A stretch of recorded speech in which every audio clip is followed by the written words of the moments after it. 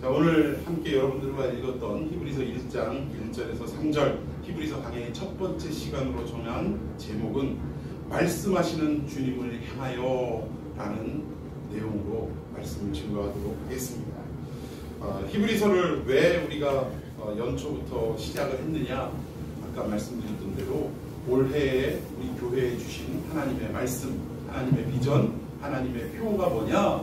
오직 예수만 바라보는 교회와 성도를 이루라 라는 명령이었습니다. 그래서 이 말씀이 포함되어 있는 이 히브리서를 통해서 정말 사건 사고 많고 또 교회의 핍박이 넘쳐나고 있는 이 상황 속에서 우리는 어떻게 살아가야 할 것인가를 다시 한번 이 히브리서 말씀을 통해 깨닫는 복된 시간이 되기를 바라서 아마 한 3개월 정도 여러분들과 히브리서 말씀을 강해하도록 하겠습니다. 자, 먼저 우리는 히브리서를 왜 공부해야 되느냐, 이 히브리서를 공부해야 되는 이유를 좀 전에는 제가 개인적인 생각을 말씀을 드렸지만 성경이 말씀하고 있는데 성경의 내용이 어떠느냐 한번 보십시다. 마태복음 17장 4절입니다. 시작. 베드로가 예수께 여쭈어 이르되 주여 우리가 여기 있는 것이 좋사오니 만일 주께서 원하시면 내가 여기서 초막 셋을 칠 때 하나는 주님을 위하여 하나는 모세를 위하여 하나는 엘리야를 위하여 하리라. 아멘. 자, 이 내용은 여러분들이 익히 잘 알고 있는 내용입니다. 예수님께서 12제자 가운데 따로 3명의 제자 베드로, 야고보, 요한 이 3제자를 따로 구분하셔서 변화산이라는 곳에 올라가셨습니다. 그곳에 올라가셔서 어떠한 일들이 나타났느냐, 예수님의 형체가 놀랍게 반짝이고 빛나는 그러한 모습으로 형체가 변화되는 것을 이 3 제자가 목격을 하게 됩니다. 근데 예수님만 변화가 되고 끝났냐? 그게 아니에요. 예수님이 변화된 그 상황 속에 유대인들에게 가장 어떻게 보면 믿음의 근원이라고 할 수 있는, 믿음의 선배라고 할 수 있는 모세가 나타나는 것입니다. 그리고 또 선지자 중에 최고의 선지자라고 할 수 있는 엘리야가 나타났다는 거예요. 이 황홀한 모습을 바라본 베드로가 뭐라고 얘기를 합니까? 여기다가 초막셋을 짓고 얼마나 이곳이 좋은지 황홀한지, 세상에 밖에 이 산 밑으로 내려가기 싫다 이거예요. 여기에다 초막셋을 짓고 하나는 주님을 위해서, 하나는 모세를 위해서, 하나는 엘리야를 위해서 여기서 영원토록 살아가고 싶습니다 라고 고백을 했다라는 것입니다. 얼핏 보면 이 베드로의 고백은 정말 대단한 고백 같아요.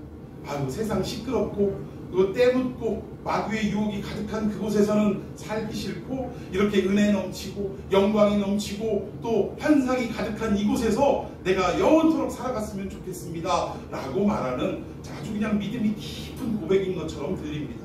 그런데 이 말씀이, 이 고백이 이루어진 순간 하늘로부터 어떠한 음성이 들렸나 여기를 한번 살펴보십시다. 자, 5절 시작. 말할 때 구름이 빛나는 눈이 그를 덮으며 구름 속에서 소리가 나서 이르되 이는 내 사랑하는 아들이요 내 기뻐하는 아들이니 너희는 그의 말을 들으라 하시니라. 예, 뭔가 4절에 베드로의 요구와 베드로의 간청과 5절에 하늘로부터 임하는 대답이 뭔가 질문과 답이 맞아떨어집니까? 엉뚱한 답이 나옵니까? 엉뚱한 답이 나오는 거예요. 지금 베드로는 여기가 너무 좋사오니 여기다 초막셋을 짓고 영원토록 살아가게 해주십시오 라고 간청을 했는데 하늘로부터 내려온 응답은 뭐였어요? 이는 내 사랑하는 아들이요 기뻐하는 자니 너는 저의 말을 들을지어다. 이게 무슨 소리예요? 너 하는 소리 시끄럽고 쓸데없으니 그만하고 너는 누구 얘기만 들어라, 예수님 말씀만 들어라, 그 얘기예요 지금. 그러니까 우리가 가끔 기도할 때 하나님이 이렇게 답답할 때가 있을 거예요. 우리는 이게 은혜이고 이게 하나님이 원하시는 뜻이라고 간절하게 부르짖을 때가 있지만 하늘에서는 하나님 뜻과는 상관없는 기도를 하니까 얼마나 답답하실까. 그때마다 하나님은 우리에게 이 말씀을 하고 싶을 거예요. 이는 내 사랑하는 자요 내 기뻐하는 자니 너희는 저의 말을 들을지어다. 야, 너 딴소리 하지 말고 그거 기도를 합시고 그거 외치지 말고 예수님 말씀에 집중해서 듣도록 하여라. 그러면 너의 구할 바가 무엇인지를 알게 될 것이다 라는 어떤 하나님의 음성과 응답이 아니겠는가, 이런 생각을 해보게 됩니다. 오늘 이 응답이 나온 것, 엉뚱한 답이 나온 것은 무엇 때문이냐? 이 베드로는요, 지금 앞에 4절의 내용을 볼 때 예수님의 변화되는 모습을 봤어요. 또 이미 죽은 모세가 찾아왔습니다. 또 죽음을 보지 않고 불말과 병거를 타고 회리바람 타고 올라갔던 승천했던 엘리야를 또 바라봤습니다. 이 세 분을 위해서 지금 뭐를 짓겠다고 그래요? 초막을 짓겠다. 이 말의 의미는 뭐냐? 지금 예수님과, 내가 지금 따라다니는 이 예수님과 모세와 엘리야가 어떻게 바라보이냐? 동격으로 바라본다 이거예요. 모세도 기적의 사람이었습니다. 여러분 믿습니까? 엘리야 역시 기적의 사람이었어요. 근데 지금 내가 따라다니는 선생님, 이 예수님이야말로 어떤 분이에요? 기적을 불러오는 분 아닙니까? 그러니까 예수님의 본체를 알지 못하고 모세 때 행했던 역사와 엘리야 때 행했던 역사와 지금 내가 따라다니는 이 예수님이 행했던 역사가 어떻게 보이는 거예요? 동일한 역사로 보이는 거예요. 즉 예수님과 선지자라고 할 수 있는 모세와 엘리야의 급이 어떻다라는 거예요. 지금 같다라고 지금 생각하고 있는 거예요. 지금. 여러분 이 히브리서 전체는 지금 우리에게 뭘 말씀하시느냐? 천사보다도 뛰어나신 예수님에 대해서 가르쳐주고 있어요. 선지자보다도 훨씬 뛰어나신 예수님에 대해서 설명하는 책이 히브리서라는 것입니다. 즉 예수님의 제자조차도 성령을 받기 이전에, 깨닫기 전에는 예수님을 누구로 알고 있었냐? 선지자 중에 하나로 알고 있었다. 모세가 그랬잖아요. 나와 같은 자를 보내리라 라고 이야기한 예언이 있는데 이 예수님을 누구로 알아봤냐? 모세 같은 자로 지금 알고 있다. 그러니까 여기에서 놀라운 광경을 목격하면서 예수 위에 모세 위에 엘리야 위에 초막셋을 짓고 평생토록 살아갔으면 좋겠습니다 라는 고백을 하고 있었다라는 것입니다. 네, 하나님께서 아니다 그거예요. 너 도대체 네가 따라다니는 저 예수를 뭐라고 생각하느냐? 저는 내 사랑하는 아들이다 이거예요. 아들이다. 어디 감히 모세와 비교를 할 수 있냐? 어디 감히 엘리야와 비교할 수 있느냐? 저는 내 사랑하는 아들이요. 또 내 기뻐하는 자가 하나님이 기뻐하시는 자래요. 그러니 너희는 모세의 이야기도 중요하고 엘리야의 이야기도 중요하나 그들의 이야기로는, 그들의 말로는 구원을 받을 수가 없으니 온전한 구원을 받기 위해서는 누구의 말씀을 들어라? 저의 말을 들어라. 예수 그리스도의 말씀을 들어라 라고 하는 것이 오늘 마태복음 17장 4절, 5절 이 두 절에 걸쳐진 내용이라는 것입니다. 그래서 오늘 이 히브리서를 살펴보기 전에 이 히브리서의 내용이 방금 말씀드린 것처럼 천사보다도 우월하신 예수님, 선지자보다도 훨씬 우월하신 예수님, 뭐 우월한 정도가 아니라 이게 감히 비교가 됩니까? 안 됩니까? 비교조차 할 수 없는 그러한 높으신 우리 하나님 본체이신 예수님인데 그런데 그 당시에 믿는 사람들이 예수님에 대해서 생각하기를 이 말씀이 육신이 된 분, 하나님 자체가 육신을 입고 이 땅에 오신 분으로 생각하지 못하고 그저 위대한 선지자 중에 한 사람 정도, 역대의 모든 선지자 중에 가장 뛰어나신 선지자 정도로 생각하고 있는 이러한 현실 속에 온전한 말씀으로 깨닫게 하시기 위해서 이 히브리서를 기록을 했다라는 것입니다. 여러분 히브리서 9장에 아주 귀한 말씀이 있습니다. 피 흘림이 없이는 뭣도 없다? 죄사함도 없다라는 말씀이 분명히 나오고 있어요. 결국 이 얘기는 뭐냐? 예수 그리스도의 피 흘리심. 여러분 그 피는요 정말로 그 피가 뭐 하얀 피라서 아니면 또 제3의 우리 인간의 피와는 전혀 다른 피라서 그 피에 구원의 능력이 있다 그 얘기가 아니에요. 피 속에 뭐가 있습니까? 레위기서 보니까 피 속에 생명이 있습니다. 여러분 우리는 이미 아담의 범죄하는 그 순간부터 우리 안에 생명을 다 빼앗겨버리고 말았다라는 거예요. 지금 우리가 코로 기식하고 숨쉬며 살아가는 것은 육신의 생명인데 이 육신의 생명을 얘기하는 것이 아니라 하나님이 처음에 인간을 만드실 때 누구의 형상으로 만드셨다? 하나님의 형상으로 만드셨다. 그리고 그 코에 뭐를 불어넣으셨다? 생기를 하나님의 기운을 넣으신 거예요. 하나님의 영을 불어넣으신 것입니다.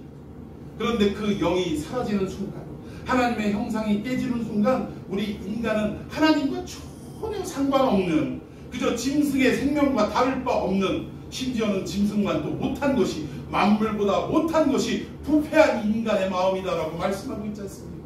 그러한 존재로 우리는 타락하고 말았다는 겁니다.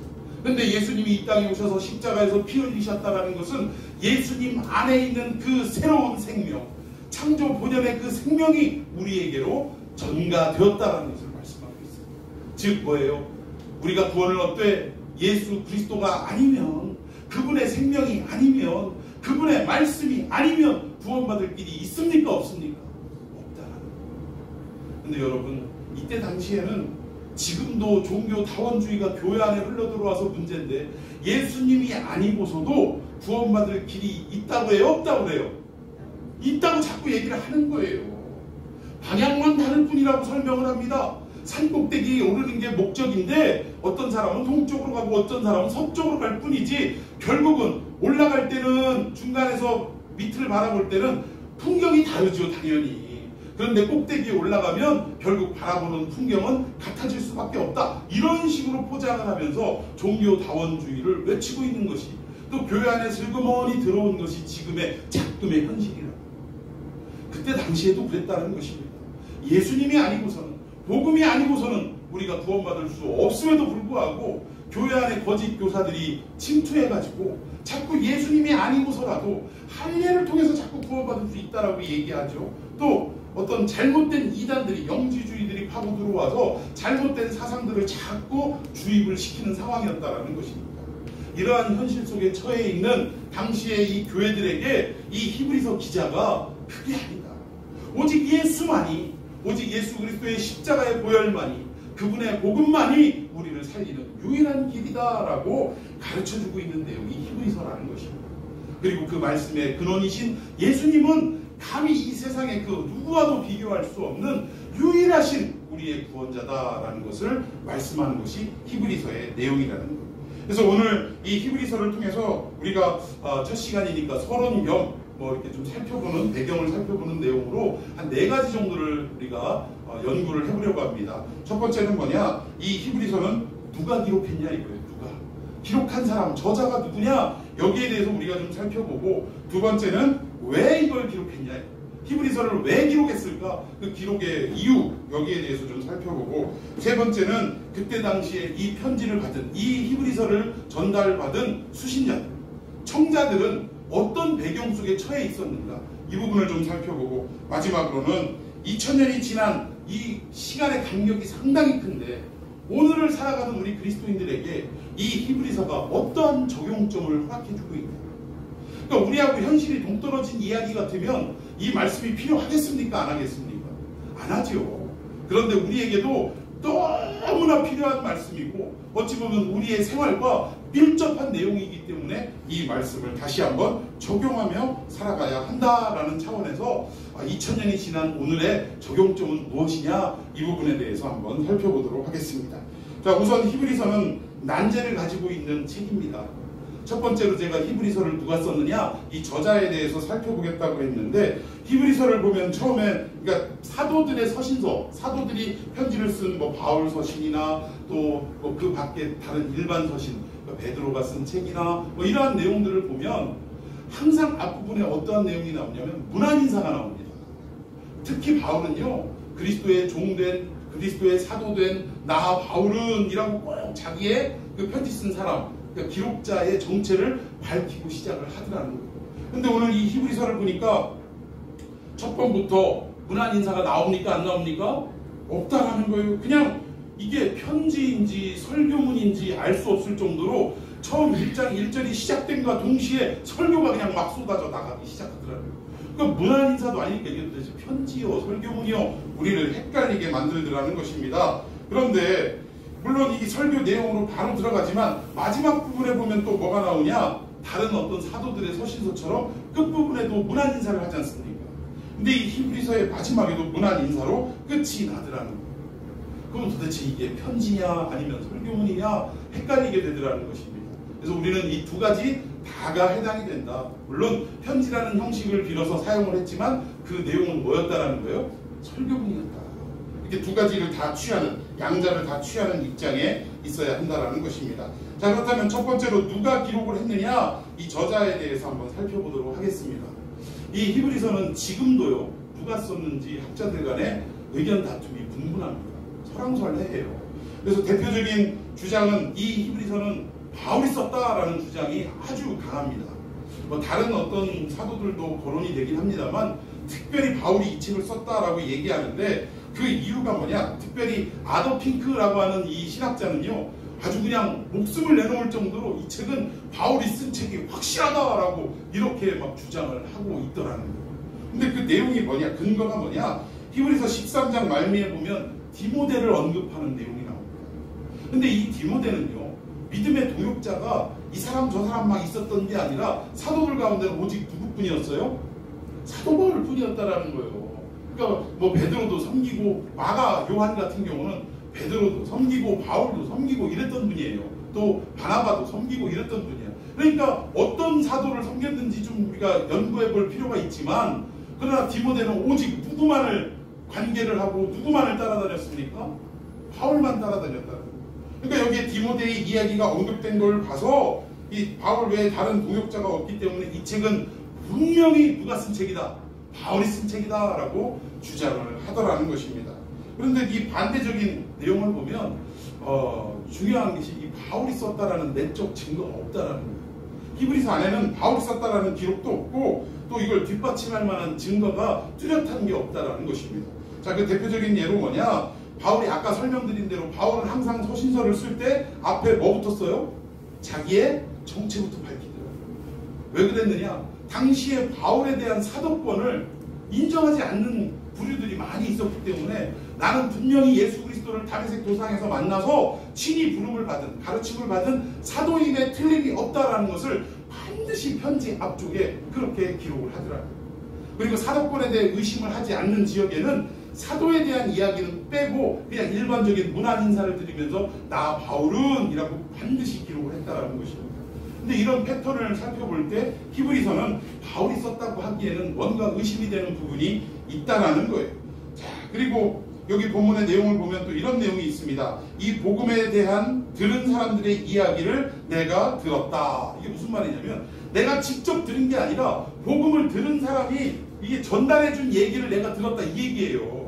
그러니까 바울의 모든 어떤 서신서를 보면 내가 부활하신 예수로부터 직접 들었다라고 직접 화법으로 이야기하는 내용은 있지만 누군가가 들은 것을 내가 전달해 들었다라는 간접 화법으로 말하는 것은 어디에도 없기 때문에 이 히브리서는 바울이 썼다고 얘기하는 조금 주장하기에는 부족하지 않느냐, 어색하지 않느냐라는 이런 이야기가 있습니다.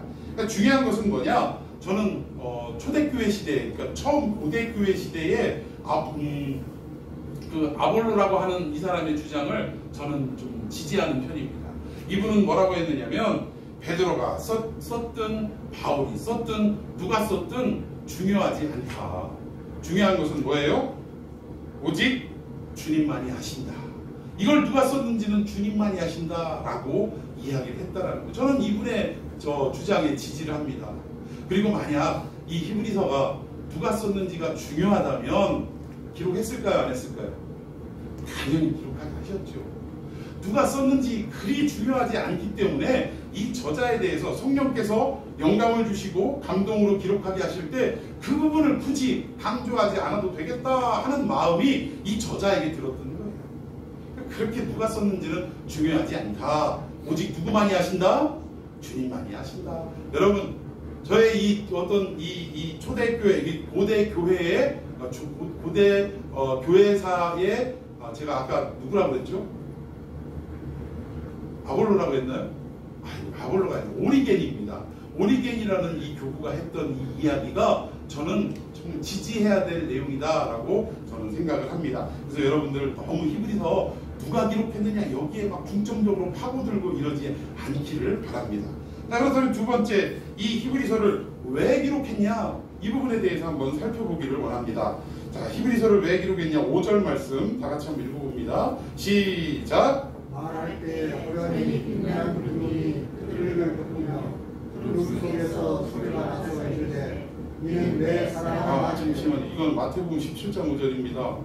자, 히브리서 1장 5절 시작! 하나님께서 어느 때에 천사중 누구에게 너는 내 아들이라 오늘 내가 너를 낳았다 하셨으며 또 다시 나는 그에게 아버지가 되고 그는 내게 아들이 되리라 하셨느냐. 예, 여기 보니까 5절 한 절인데도 불구하고 이 히브리서를 기록한 저자는 뭐라고 얘기하고 있냐면 천사 중 누구에게 너는 내 아들이라 오늘 내가 너를 낳았다 하셨으며 이게 구약에 나오는 내용입니다.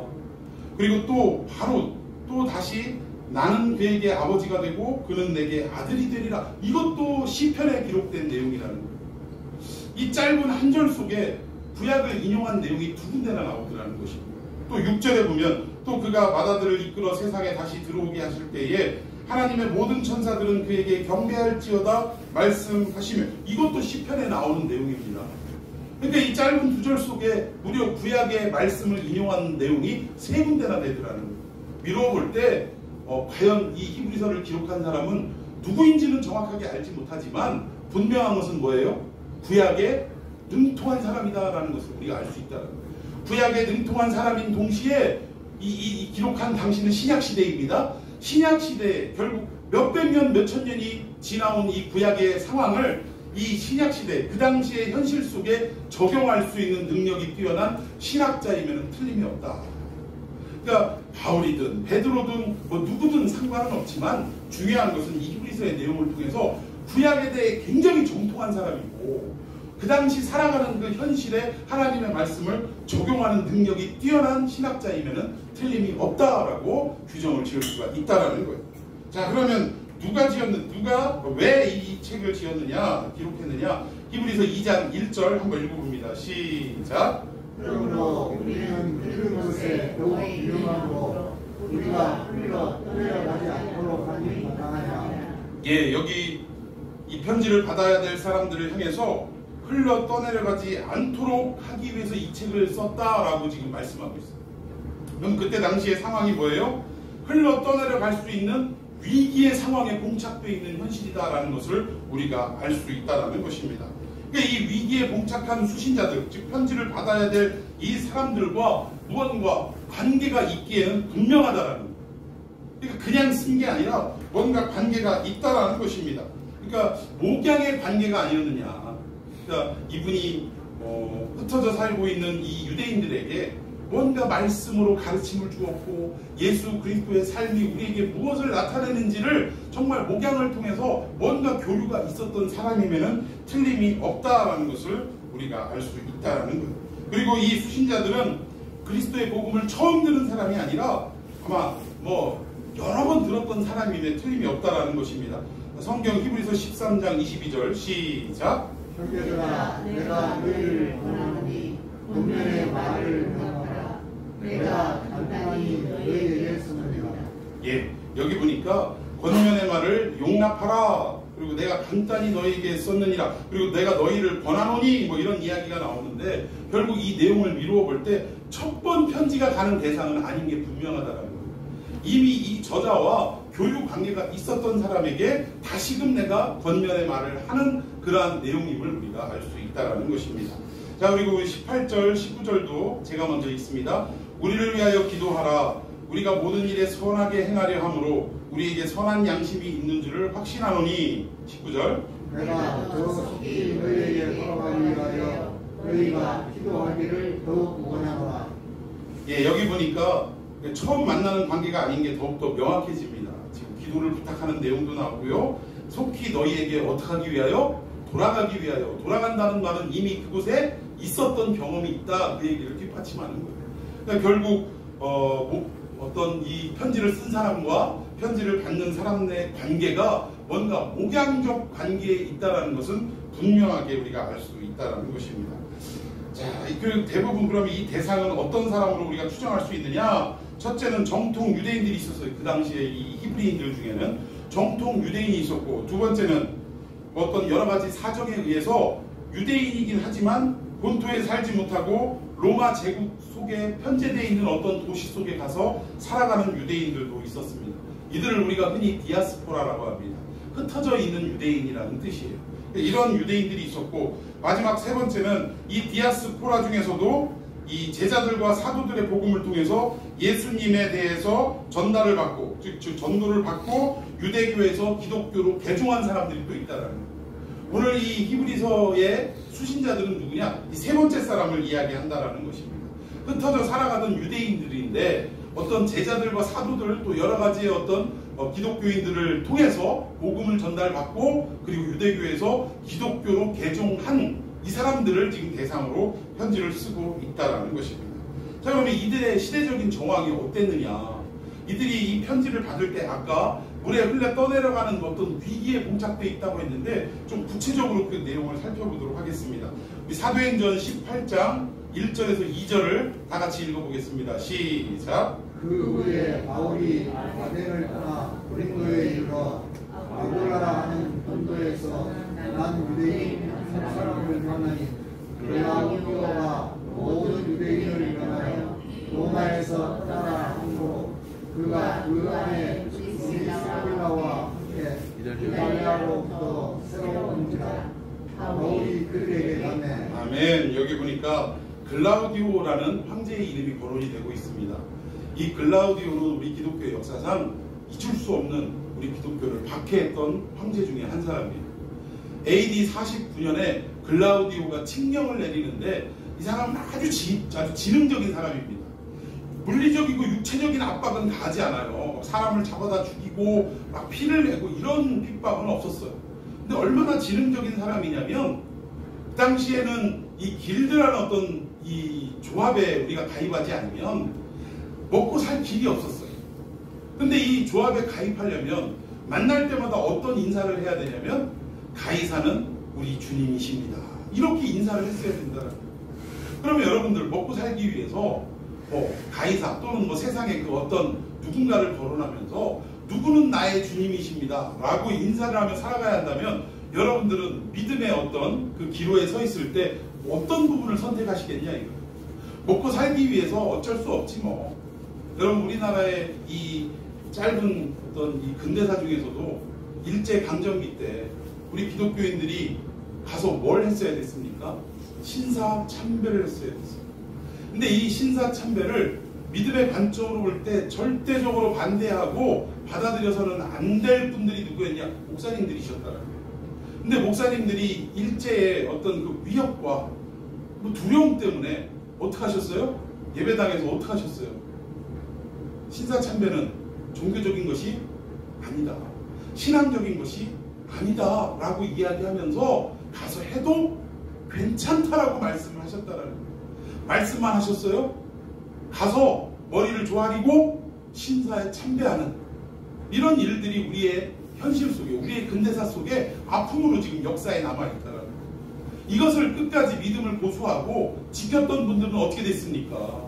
그 일사각오라는 어떤 그 영화에서도 우리에게 보여주고 있지만 주기철 목사님 같은 분들은 끝까지 이것은 믿음으로 받아들일 수 없는 일이다라는 것을 주장하면서 아주 그 일본 사람들의 그 수많은 핍박 속에서도 어떻게 했어요? 견뎌내셨다라는 거예요. 주님이 부르시는 그날까지 타협하지 않았다라는 것입니다. 여러분 이때 당시에 이 글라우디오 황제는요 일제강점기처럼 막 그렇게 하지는 않았지만 아주 지능적인 것이 뭐냐면 이 길드에도 포함이 되지 길드에 가입을 해서 살아가려면 가이사는 나의 주님이십니다라고 인사를 해야 되는데 여기에 인정하지 않고 받아들일 수 없는 믿음의 사람들은 결국 어떻게 해야 되느냐? 글라우디오 황제가 이 길드에 들어가지 않고 뭔가를 먹고 살 수 없는 이런 사람들은 어떻게 하기로 했어요? 로마에서 다 나가라 추방령을 내렸다. 그러면 아니 나라에서 추방령을 내릴 때는 그동안 개인이 일궈놓은 재산은 가지고 갈 수 있게 해줘야 돼요? 안 해야 돼요? 해줘야죠. 근데 이 글라우디오 황제는요 재산은 다 내려놔 빈몸뚱이로 가 이래가지고 다 내쫓았다라는 것입니다. 결국 믿음을 지키려고 애썼던 사람들은 로마에 살던 터전을 다 버리고 외국으로 나그네 생활을 하게 되었는데 그럼 돈이라도 가지고 갔었느냐 재산이라도 가지고 갔었느냐 아니라는 거예요. 빈몸뚱이로 갔다라는 것입니다. 이때 이런 어떤 핍박을 감행한 사람이 글라우디오 황제였다는 거예요. 바울이 전도를 하다가 그만 일행들과 떨어지고 돈도 떨어지고 이랬을 때 자기가 배운 게 뭐였어요? 하나님에 대한 말씀 빼고 율법 빼고 또 뭘 배웠어요? 텐트를 고치는 일을 배웠다라는 거예요. 장막 깁는 일을 했다라는 거예요. 여러분 이것이 그때 당시에 석학이라고 하는 바울이 어떻게 장막을 빚는 기술을 배웠을까라고 생각하고 의아해할 때지만 여러분 유대인들은 이 교육 방식이 뭐냐? 아주 전문적으로 해야 될 어떤 그 학문의 길이면 학문의 길, 여기에 주안점을 두고 어려서부터 가르칩니다. 그런데 이 일만 하게 되다가 어느 순간인가 이 일을 하지 못할 위기가 처해 올 수도 있다는 것을 이분들은 다 꿰뚫어 봤다라는 거예요. 그래서 항상 손으로 뭔가를 기술로 일구어 먹을 수 있는 한 가지 일을 더 가르쳤다라는 거예요. 어려서부터 학문을 가르침과 동시에 손으로 기술로 해먹을 수 있는 또 다른 일을 가르쳤는데 위기시에 그걸 써먹으라 이 얘기죠. 이걸 가르쳤는데 그때 바울이 배웠던 기술이 이 장막을 깁는 기술이었던 것 같아요. 그래서 그 장막집에 들어가가지고 저 일할 거 없습니까? 라고 기웃기웃 하다가 채용이 됐는데 얘기를 해보니까 이분들도 그리스도인들이더라는 거예요. 로마에서 믿음을 지키기 위해 버티다가 쫓겨나서 여기까지 흘러 들어온 사람들이라는 거예요. 그분들이 누구예요? 브리스길라와 아굴라 부부였다라는 거예요. 근데 여기에 아굴라는 유대인입니다. 이 유대인 원래 유대 태생인데 어떤 이유였는지 외국에 가가지고 살다가 로마에 가서 살다가 누구를 만난 거예요? 로마 여자인 브리스길라를 만난 거예요. 근데 이 브리스길라도 예수 그리스도를 영접하고 복음을 영접하고 이 둘이 신실한 믿음의 삶을 살아가다가 그만 이 믿음을 지키기 위해 로마를 버리고 떠돌이 생활에 돌입이 되었다라는 거예요. 그랬다가 결국 누구를 만나게 됐냐? 바울을 만나서 더 깊은 복음의 세계 속에 인도함을 받게 되었다라는 것입니다. 그러니까 결국 이런 어떤 글라우디오 황제를 통해서 이런 재산을 몰수당하고 나그네 생활을 하게 되는 이런 어떤 박해가 시작이 됐고, 이 박해의 절정이 어디냐? AD 60년입니다. 글라우디오는 AD 49년이라고 했는데 이 AD 60년에 정말 어마어마한 박해가 시작되는데 이것이 누구냐? 그 유명한 로마의 네로 황제에 의한 자기가 불질러 놓고 이걸 갖다가 기독교인들한테 뒤집어 씌우고 어마어마한 박해가 이때부터 시작이 되었다라는 것입니다. 결국 이 히브리서를 기록할 당시의 상황은요, 편안하고 안전할 때가 아니라는 거예요. 먹고 살기도 어려운 시대였고 또 먹고 살기 위해서는 누구를 버려야 하는 시대였냐? 예수 그리스도를 버려야 하는 그런 시대가 지금 이 편지를 기록한 시대였다라는 것입니다. 그런데 처음에는 이 위기가 닥쳤을 때, 핍박이 닥쳤을 때 이 편지를 받은 대상들이 잘 견뎌냈다는 거예요. 처음 위기가 왔을 때는 이것을 믿음으로 잘 견뎌냈다 이 얘기입니다. 그런데 이 핍박의 기간이 점점 길어지고 그칠 기미가 보이지 않고 이러다 보니까 점점 이분들이 흔들리기 시작했다는 거예요. 물에 떠내려가는 것처럼 떠내려갈 위기에 봉착했다 이 얘기입니다. 지금 그런 상황 속에 이 편지를 기록을 했다라는 거예요. 자, 우리 히브리서 10장 한번 보도록 합니다. 10장 32절부터 34절까지. 전날에 너희가 빛을 받은 후에 고난의 큰 싸움을 견디어낸 것을 생각하라. 33절. 혹은 비방과 환난으로서 사람에게 공격거리가 되고 혹은 이런 형편에 있는 자들과 사귀는 자가 되었으니 34절 시작. 너희가 다친 자를 동정하고 너희 소유를 빼앗기는 것도 기쁘게 당한 것은 더 낫고 영원한 소리가 있는 줄 아니라. 예, 처음에는 이렇게 핍박을 뭘로 받아들였다고요? 기쁨으로 받아들였대요. 교회가 지금 예배드리면 안 됩니다 라는 이런 현실 속에 우리는 처음에 어때요? 아, 우리의 믿음을 달아보시려고 하는 하나님의 시험이구나, 테스트구나 라고 생각하고 처음에는 이까짓 거 뭐 끝까지 우리는 뭐 대면 예배 해야지 하면서 기쁨으로 받아들이고 예배를 드렸다 이 얘기예요. 그런데 점점 시간이 지나면 지날수록 코로나는 자자들 생각도 안 하고 점점 정부에서는 정책적으로 심지어는 기독교 이 연합단체들마저도 이 정부의 정책에 동조하는 이런 상황 속에 치닫게 되었을 때 많은 교회들이 어떻게 했어요? 여러분, 큰 교회는 온라인이라도 하지요.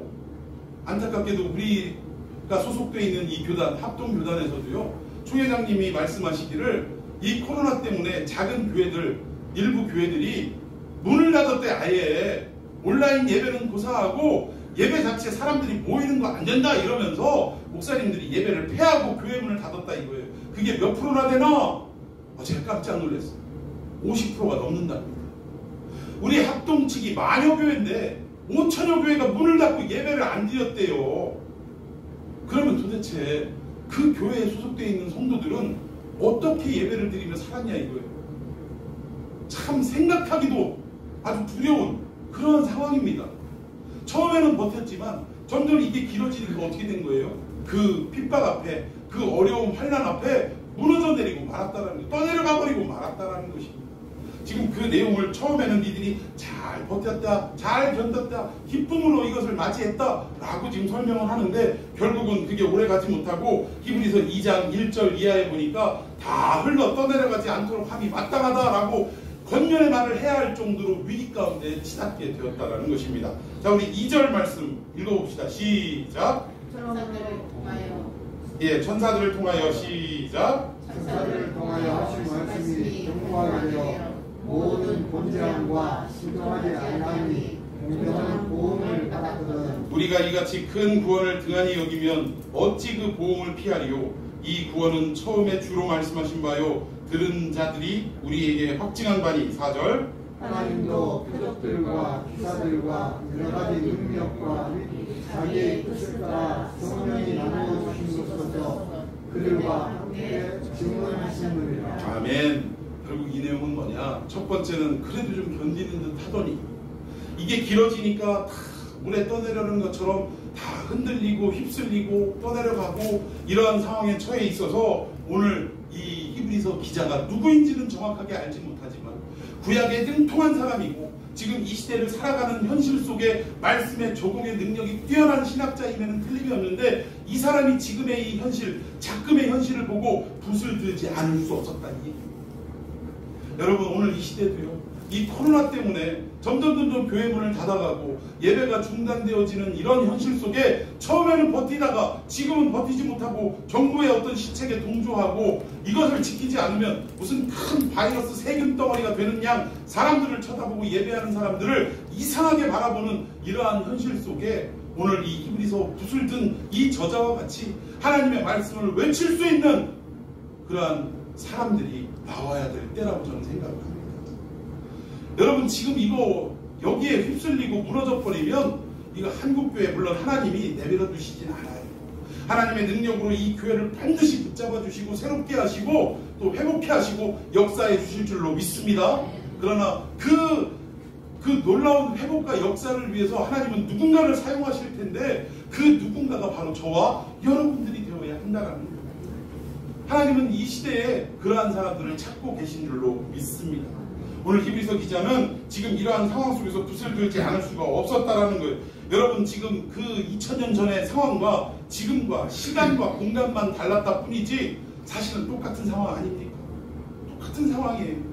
교회 다니는 사람들이 지금 목사님들, 큰 교회 목사님들하고도 가끔 전화를 하고 안부를 물어보면 무엇을 얘기하냐면 지금 반수가 어디 갔나 사라졌대요.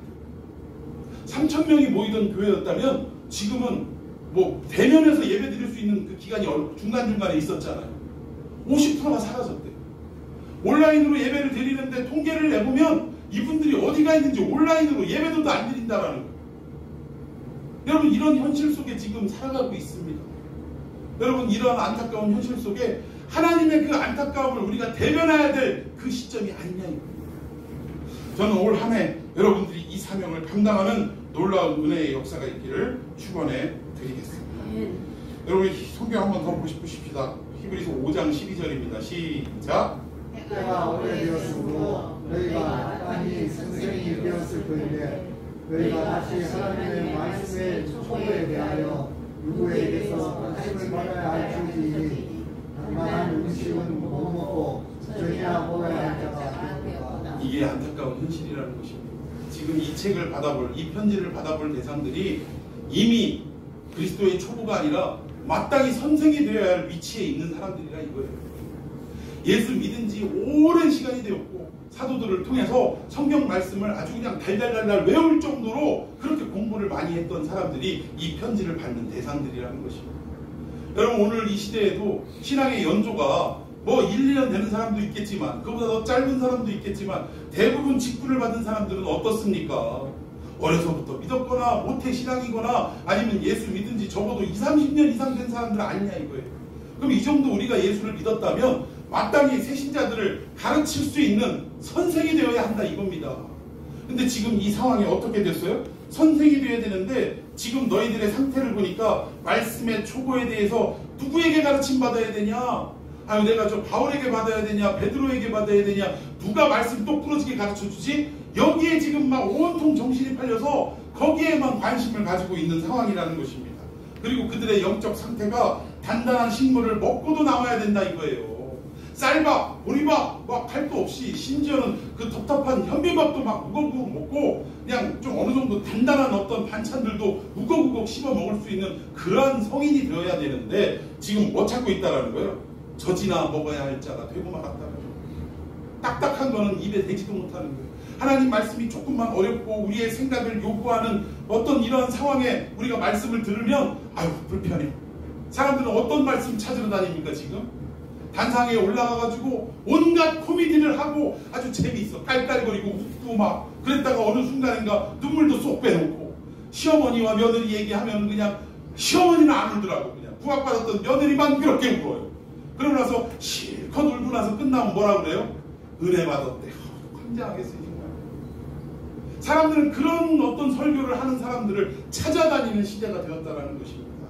젖이나 먹고 단단한 식물을 못 먹을 자가 되었다라는 거예요. 뿐만 아니라 배교의 역사가 일어나기 시작하는 거예요. 여러분 지금 교회 나와서 예배할 이 시간에 또는 온라인으로라도 예배할 이 시간에 결국은 예배의 시간을 포기하고 산으로 들로 골프 치러 나가고 어떤 세상 사람들과 유일을 위해서 만남의 시간을 갖고 결국 이분들은 어느 길로 향하는 거냐? 배교의 길로 향하는 역사라는 것입니다. 믿음을 저버리는 일들이 여기저기서 일어나고 있다라는 거예요. 여러분이 주변을 둘러볼 때 이런 사람들을 목격하십니까? 안 하십니까? 그렇게 교회 열심히 던 사람이 온라인 예배 몇 번 드리다가 이제는 그 온라인 예배도 안 드리고 주일날 예배, 제가 깜짝 놀란 게 수요 예배 드리는데 전화가 와요. 아니 권사님한테 전화가 오더라고. 권사님한테 예배 시간이니까 이제 뒤에서 얼른 핸드폰 끄고 촬영하던 거 얼른 끄고 예배 끝난 다음에 다시 전화를 해서 이제 무슨 일인가 전화를 해보면 예배 드리셨어요? 아니 무슨 소리야 무슨 소리. 당연히 수요일날 그 시간이면 예배 드려야 되고 또 주일날 오후면 예배 드릴 그 시간인데 아니 자기가 예배를 안 드리니까 그럼 남도 예배를 안 드리는 줄 알고 막 전화를 하더라 이거예요. 심지어는 권사님이 아니라 부끄러운 얘기지만 목사님도 전화가 와요. 목사님도. 그래서 전화를 안 받으니까 이제 눈치를 채신 거예요 자기도. 그러고 나서 나중에 전화를 드리니까 아이고 예배 드리는 중이었냐고 물어보시더라고 되려. 그래서 예배 중이었습니다 한다는 소리가 아우 대단하네. 대단하기는 이게 대단할 일이냐고. 지금 현실이 이렇습니다. 여기저기 배교의 상황이 일어나고 믿음을 저버리는 일들이 시작이 됐다라는 거예요. 자 이런 일이 일어날 때 자 우리 히브리서 10장 23절에서 25절 제가 먼저 읽습니다. 또 약속하신 이는 믿으시니 우리가 믿는 도리의 소망을 움직이지 말며 굳게 잡고. 여러분 우리가 지금 이래야 할 때예요. 아무리 예배를 중단시키고 핍박이 가해진다 할지라도 우리의 믿는 도리의 소망을 굳건히 붙잡고 흔들림이 없어야 할 때라 이 얘기입니다. 자 24절 시작. 서로 돌아보아 사랑과 선행을 아멘. 서로 돌아봐야 할 때예요. 사랑과 선행으로 격려해야 할 때다 이겁니다. 근데 지금 이 한국교회가 어떤 현상이 생기고 있습니까? 대면 예배드리는 교회를 향해 손가락질하는 비대면자들이 있다라는 거예요. 비대면자를 향하여 우리는 믿음을 지킨다고 대면 예배자들이 손가락질을 하는 이 시대라는 것입니다. 여러분 이러한 상황이 왔을 때 바울도요. 바울을 핍박하고 아프게 했던 교인들을 향해서 뭐라 그랬어요? 저희 사탄 마귀 같은 것들 이렇게 얘기했습니까? 아니에요. 바울은 표현을 참 너무 멋있게 했어요. 저들이 아직 어려서 그렇다. 어려서 아직 알지 못해서 그렇다. 깨닫지 못해서 어린아이 같은 신앙이라 그렇다 라고 그들을 용납을 했다라는 것입니다. 그들의 주장에 동조한 것이 아니라 용납했는데 무엇으로 용납했냐? 아이고 아직 모르니까 그랬지. 여러분 우리가 애 키울 때요 아직 말도 못하고 아장아장 기어다니는 이런 깐난 애기가 이불 위에서 침대 위에서 똥을 싸면 우리가 뭐라 그래요? 이놈의 자식이 똥을 쌌네 하고 막 때리는 부모 있어요? 똥 색깔만 봐도 아이고 예뻐라 어쩜 이렇게 잘 쌌냐 건강하게 황금똥 쌌네 이쁘다 이쁘다 하고 엉덩이를 토닥토닥 거려주고 그걸 다 치워줍니다. 그런데 어른이 돼가지고 지금 막 직장 생활하고 이래야 되는데 방에다 똥 싸고 이불에다 똥 싸고 뭉개고 있어봐요. 이거 아무리 부모지만 그 뭐라고 할 거예요? 정상적인데도 불구하고 그 짓을 하고 있다고 하면 아마 옆에 있는 몽둥이나 지푸라 뭐가 됐든 빗자루가 됐든 뭐가 됐든 뭐 하나라도 들어서 혼을 내켜요? 안 혼내킵니까? 당연히 혼을 내키잖아요. 여러분 정말 우리가 하나님 말씀하시는 대로 살아가지 못하는 우리의 동료들, 동역자들을 바라볼 때 우리가 저것은 마귀 새끼여 라고 인정하는 것이 아니라 아이고 저분이 아직 어려서 그렇구나, 아직 못 깨달아서 그렇구나 라고 오히려 감싸주고 여기에 본문에 나오면서 돌봐줘야 할 줄로 믿습니다. 온라인 예배 드린다고 저것들은 아주 마귀씨라고 그러면 안 된다라는 거예요. 아이고 아직 못 깨달아서 그를 위해서 돌봐주고 기도해주고 선행으로 격려해주고 이런 역사가 우리 이 시대에 있어야 될 줄로 믿습니다. 자, 마지막 25절 시작. 우리를 피하는 모든 사람들의 습관과 같이 하지 말고 오직 원하여 그날이 가까움을 보실도록 더욱 그리하라. 할렐루야. 성경에 말씀하고 있잖아요. 그때 당시에도 모이기를 패하는 일들이 있었지만 결국 이 말씀은 오늘 2000년이 지난 이 시대에도 얼마든지 일어날 수 있는 일이라는 것을 성경은 말씀하고 있습니다. 지금 모이기를 패하는 어떤 사람들의 습관처럼 하지 말아라. 많은 교회들이 대면 예배를 포기하고 비대면 예배를 이렇게 드리고 있는데 그런 사람들의 습관을 따라하지 말라라고 오히려 어떻게 해요? 그날이 가까움을 볼수록 주님 다시 오실 때가 가까웠다라는 것을 우리가 느낀다면 더욱 어떻게 하라는 거예요? 주님을 대면하여 예배드려라 그 얘기예요. 주님을 만나서 예배드려라, 주님과 함께 예배드려라 이 얘기입니다. 요즘 제가 참 어려운 게 뭐냐면 온라인 예배드려서 이건 아닙니다, 이건 예배가 아닙니다 라고 말하기가 사실은 좀 신학적으로도 그렇고 불편해요. 왜냐하면 여러분 우리 참평한교회 예배당 안에서 우리는 예배를 지금 드리고 있습니다. 자, 그렇다면 우리가 이 모여있는 자체가 교회가 되는 것입니까? 아니면 이 장소가 교회가 되는 것입니까?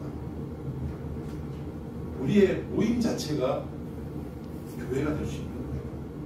그런데 온라인 예배를 생각할 때 물론 우리가 이렇게 대면에서 함께 만나서 예배를 드릴 때 사실은 각 사람들의 믿음이 합쳐지면서 시너지 효과가 더 크게 나타나고 하나님을 뜨겁게 예배하고 찬양하는 역사가 불불듯이 일어나는 건 분명해요.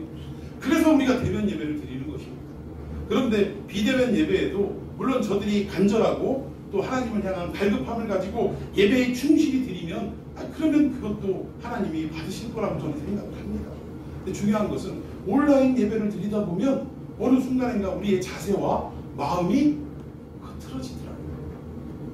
본질은 그게 아닌데 이 본질의 의미를 상실하고 뭔가 자꾸 흐트러지고 또 예배에 집중하지 못하고 한참 예배 드리려면 식구들이 그래도 딱 앉아가지고 TV 앞에 딱 골몰하고 집중해야 되는데 저쪽에서 이렇게 가스레인지에서 피피피 소리가 나면 또 이게 가정주부는 예배 드리다 어떻게 해요? 일어나가지고 주방에 불 또 끌어가요. 또 어디서 무슨 소리 나면 뭔가 하고 또 찾아가게 되고 왔다 갔다. 그리고 또 예배 드리다가 소변 보고 싶은 생각이 갑자기 일어나면 여러분 여기서는 소변 보고 싶어도 참아요 안 참아요? 참잖아요. 예배 끝나고 가시잖아. 근데 집에서 예배 드릴 때 어떡합니까? 그냥 바로 옆에가 화장실이니까 가서 볼일 보고 또 물 내리는 소리 막 온 예배 공간에 울려 퍼지게 하고 그리고 와서 또 예배 또 듣더라 이거예요. 여러분 집중하지 못하는 이러한 상황이 문제인 것이지 사실은 온라인 예배 자체를 우리가 잘못됐다라고 비방할 수는 없다라는 거예요. 온전히 드릴 수 있는 여건이 있음에도 불구하고 그렇게 하지 못하는 우리들이 문제라는 사실입니다. 여러분 그래서 저는 온라인 예배를 드리는 이분들에 대해서 너무 비방을 하지 않았으면 좋겠습니다. 그러니까 우리는 이것이 옳다, 이것이 생명이다라고 생각하면 우리는 지키면 돼요. 오늘 본문의 말씀처럼 그날이 가까울수록 우리는 어떻게 하자고요? 더욱 그러하면 돼요. 우리는 더욱 대면 예배를 드리면 될 줄로 믿습니다. 올 한 해 이 마음을 가지고 우리가 한 걸음 한 걸음 나아가는 역사가 있어야 될 줄로 믿습니다. 여러분 오늘 히브리서 첫 시간 던지는 화두가 분명히 있을 것입니다. 2000년 전에 닥쳤던 그 환난과 핍박 그 속에서 점점 믿음이 쇠퇴해져 가고 또 믿음의 길에서 떠나가는 이러한 현실 속에 처해 있던 자들을 향해 히브리서 기자는 붓을 들었다는 거예요. 오늘 이 시대에도 어때요? 점점 믿음의 길, 예배의 길에서 멀어져 가고 떠나가고 있는 현실입니다. 이때 우리가 어떻게 해야 된다? 히브리서 기자가 이 시대의 신령한 기자가 되어야 한다는 겁니다. 여러분들을 통해서 잃어버려가는 이 믿음을 회복해야 하고 또 교회를 떠나가는 이 중심이 흩어져 버리는 이 상황 속에 여러분들이 온전한 구심점의 역할을 감당을 해야 된다는 사실. 오늘 이 히브리서 말씀의 주제를 우리가 잘 생각하면서 우리가 이 끝까지 잘 한 장 한 장 해석해 나가는 귀한 시간을 갖기를 예수님의 이름으로 축원해 드리겠습니다.